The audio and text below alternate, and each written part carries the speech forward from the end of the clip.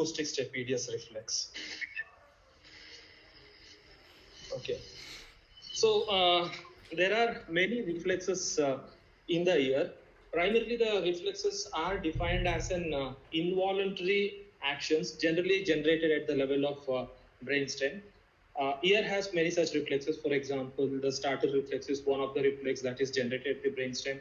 The middle ear muzzle reflexes, what we talked today, are another reflex which are generated at the brainstem.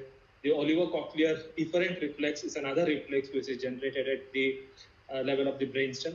All these are not under the voluntary control of the person. These are generally sound-induced reflexes, that is the sound or the acoustic stimulus. Acoustics is the stimulus for these reflexes, and they don't require a conscious voluntary motion or voluntary activity from the person.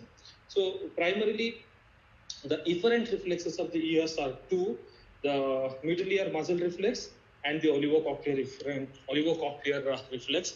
Both of these have two distinct effector organs, or the organs where they end. The middle ear muzzle reflex terminates in the middle ear muzzle reflex terminates in the middle ear stapedius muscle, whereas olivocochlear reflex terminates in the cochlea, primarily the outer hair cells. But both of these reflexes, though they have a different mechanism, they terminate on different end organs, they are quite similar in their physiology, or quite similar in their effect. Primarily, both of these reflexes reduces the input into the auditory nerve, input into the efferent auditory pathway. Both of these efferent reflexes primarily reduces the input into the efferent auditory pathway or the eighth cranial nerve. So here I have just taken a slide showing you how the middle ear muzzle reflex and the olivocochlear reflex acts at different frequencies with respect to attenuation of the sound into the efferent auditory pathway. What you're seeing in the gray is the middle ear muzzle reflex, and what you're seeing is in the black, the dark black, are all the medial olivocochlear efferent reflexes. You can see that both have similar functioning, that is reducing the maximum effect, that's reducing the output into the auditory nerve, but distinctly they work on two different frequency regions, whereas the middle ear muzzle reflex primarily works on the lower frequency region, and whereas the olivocochlear reflex works primarily on the high frequency region.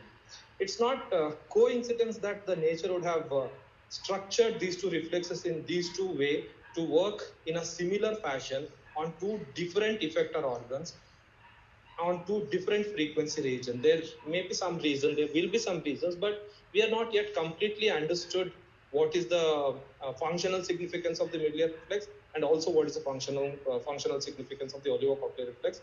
But we have fairly understood the physiology that both will attenuate the sound, but both attenuates the sound in two different frequency regions.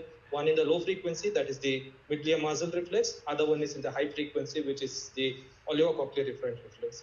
With a small introduction to the efferent reflexes of the ear, now we'll directly go on to our main topic, which is the middle ear muzzle reflex. As I think everyone has studied, the middle ear has got two muscles. The middle ear doesn't have muscle. The tendons of those muscles, the tensor tympani, which goes, and the tendon of which goes and attaches to the malleus, and the stapedius, the tendon of which goes and attaches to the neck of the stapes. Now these two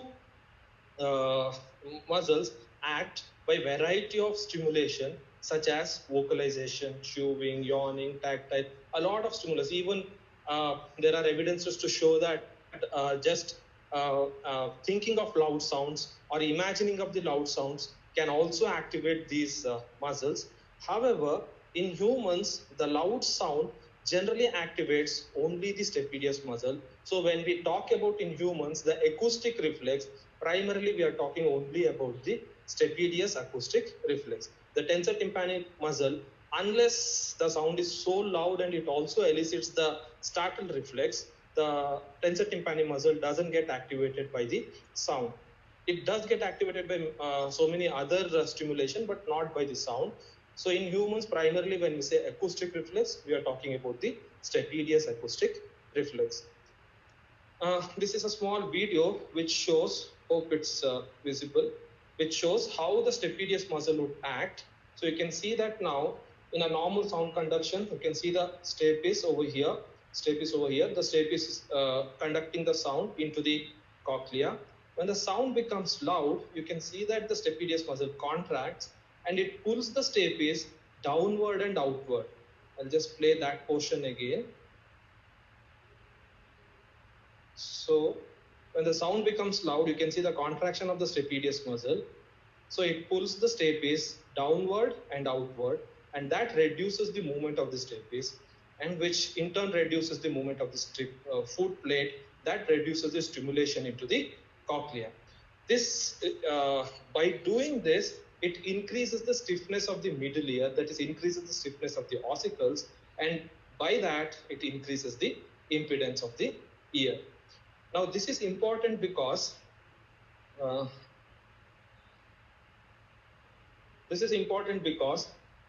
what we are observing on clinical impedance meters is third or the fourth generation effects of the contraction of the stapedius muscle. I'll come to that later. What we are measuring is primarily the increase in the impedance or decrease in the admittance of the middle ear. We'll come to that a little later. So now we will go on seeing the neuronal pathways involved in the generation of these reflexes. We saw where is the reflex, which the effector organ of the reflex. When there is a reflex, what happens to the stapes? It is pulled downward and outward, which reduces the input into the cochlea. So what makes this muscle to act is the neuronal pathways, which are from the cochlea. Nucleus is situated in the brainstem and comes back to the stapedius muscle. So we will see there are 4 different neuronal pathways that controls this acoustic stapedius reflex. There are 2 ipsilateral pathways and 2 contralateral pathways. So we'll see first the ipsilateral pathways, then go on to see the contralateral pathways. So we'll see the right side pathway. So if there is a sound given into the right ear, it goes to the middle ear. From the middle ear, it goes to the cochlea, and from there, from the 8th cranial nerve, that's the acoustic nerve, it goes to the ventral cochlear nucleus. From the ventral cochlear nucleus, the sound goes to the superior olivary complex through a ventral acoustic stria or trapezoid body. Generally, some people say that the trapezoid body is generally only for the cross reflexes. However, it is not correct, because all the output from the ventral cochlear nucleus goes via the trapezoid body or the ventral cochlear nucleus or through the ventral acoustic stria, whether it's ipsilateral or contralateral. So it goes to the superior olivary complex. Then from the superior olivary complex, a majority of the fiber will go towards the inferior colliculus or the auditory cortex for the further processing. But there is a small number of the fibers which goes and innervates the facial motor neuron, and from the facial motor neuron through the 7th cranial nerve, the innervation comes to the stapedius muscle, which is there in the middle ear. So a sound which comes into the cochlea makes an efferent loop into the stapedius muscle. So a loud sound would elicit this pathway and makes the stapedius muscle to contract. Now, if we give a sound to the same ear and also loop the reflex in the same ear, that is called ipsilateral. The one interesting thing about these reflexes are it is always bilateral, which means any stimulus to the one ear makes the stapedius muscles of both ears contract. We'll see that a little later. So this is one pathway of the ipsilateral pathway. Another ipsilateral pathway is bypassing the superior olivary complex, the output of the ventral cochlear nucleus directly through the ventral acoustic stria can also innervate the facial motor neuron. But however, in both conditions, notice that the ventral cochlear nucleus is a central nucleus which is not bypassed. Superior olivary complex, there is a one reflex arc which goes through the superior olivary complex, but there's another reflex arc which bypasses the superior olivary complex and directly goes to the facial motor neuron, and that also is capable of eliciting the acoustic reflex. So these are the primary 2 ipsilateral acoustic reflex pathways. Now, why are there 2?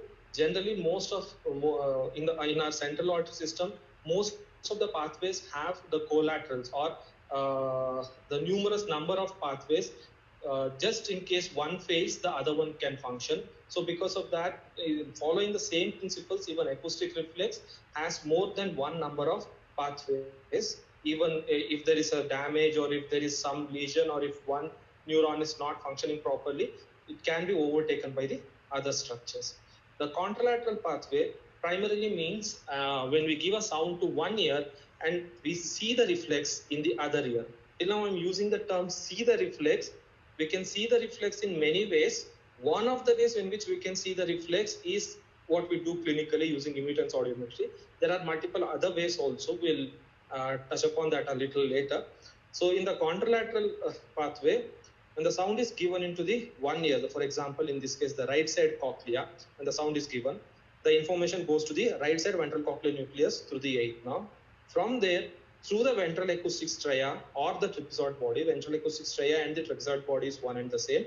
So it goes to the other ear's superior olivary complex, then the other ear's faciomotor neuron, and from the facial motor neuron to the seventh nerve and to the stapedius muscle. So if I give a sound in this ear, the stapedius muscle of this ear also will contract. So this is the contralateral pathway. So we can observe the reflex in the left ear by giving the sound in the right ear. This is one pathway. Another pathway is, instead of the contralateral superior olivary complex, the ventral acoustic stria or the trapezoid body to the ipsilateral superior olivary complex, and from there directly it can go into the facial motor neuron. Okay, and again goes to from there into the seventh cranial nerve, then to the stapedius muscle. Then we can observe the reflex over here. So these are the four major neuronal pathways: two for the ipsilateral, two for the contralateral. The difference is the superior olivary complex is involved in one pathway and it's not involved in the other pathways. However, in all the four pathways, the very important structure are the two: the ventral cochlear nucleus and the facial motor neuron. These two are very essential for the generation of the reflex, because these are the common pathways or none of the neurons bypasses these two nucleus or these two structures to elicit the reflex. So any damage in these structures will have a reflex absent.